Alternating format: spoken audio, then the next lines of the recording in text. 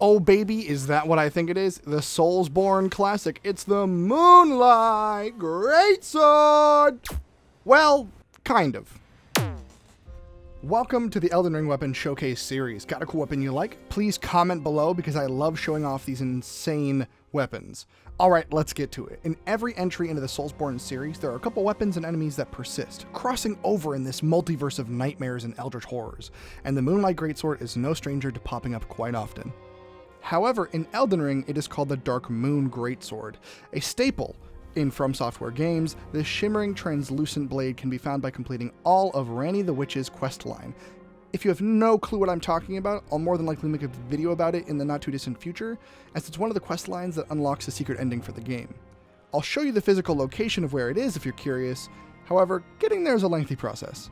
Anyway, the Dark Moon Greatsword is, well, a greatsword, scaling off of strength at a D, dex at a D, and intelligence at a C.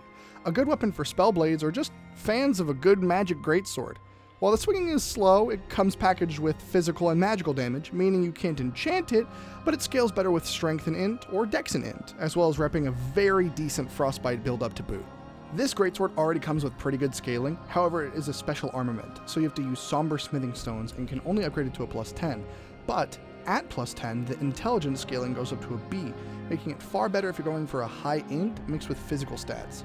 You also can't switch out the weapon art because of its special status, but why on earth would you want to when you can shoot laser beams?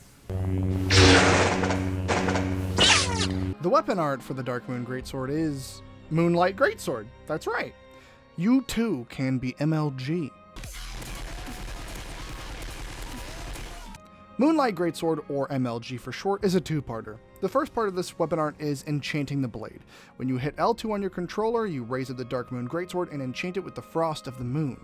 This may seem like a simple and weak ability, but then you press R2 and... The Dark Moon Greatsword's beam inflicts the Frost status effect. However, only the enchantment costs FP. R2 casting the beam doesn't cost any FP at all. Frost, for those of you who don't know, builds up into inflict Frostbite. When you get Frostbite, you lose 20% of your defenses and stamina regen for Frostbite's duration, making this a nice medium-range weapon. While slower than its old title counterparts, MLG still packs a punch when thrown into unsuspecting targets or when someone gets cocky in PvP. If you're going for a spellblade and want to wear medium or heavier armor, you also get a decent amount of poise when firing your beam. Poise being your ability to take damage without getting stunned from a weapon. Speaking of poise, the beam of the MLG is an R2, so that means stance breaks. While the stamina damage from blocking isn't exactly devastating, you can still knock down larger enemies after a few attacks. Sadly, I do have to say the biggest issue with the sword is that it's nearly impossible to angle the beam. In a flat area where you might have a duel in PvP or have a boss, it's easy to toss out. But if something is above head level or below you, you're better off trying a different attack or weapon entirely. It's the biggest flaw of the weapon, and sadly, unless it's changed, an extreme one. Not to mention, the actual targeting of the MLG is awful. You're better off freehanding any R2 you toss out unless the opponent is big and slow. While I can't recommend the Dark Moon Greatsword for PvP unless you want a thematic build like myself, I can say it's a very fun, effective weapon in PvE, especially with larger opponents. Be mindful of its flaws and know when to utilize your weapon art, and it's a powerful and beautiful weapon to have in your arsenal. I just may recommend having a backup weapon or spells to cover for its weaknesses. That is it. Builds, weapons, and other shenanigans that will be certainly coming soon. Thank you all so much for watching another weapon showcase on the Dark Moon Greatsword. Tell me what your favorite weapon, art, or spell is in the comments, and if you enjoy Elden Ring content, be sure to subscribe.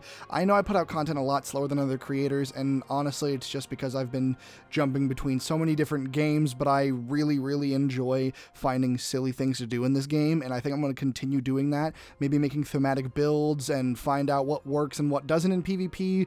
Maybe some content on how PvP is going and weird fun things I've found in the overworld. And I don't know, people have lore videos covered by the thousands, but I just like to make some silly content. So we'll see how that goes. Thank you so much for watching, and I'll see you next time.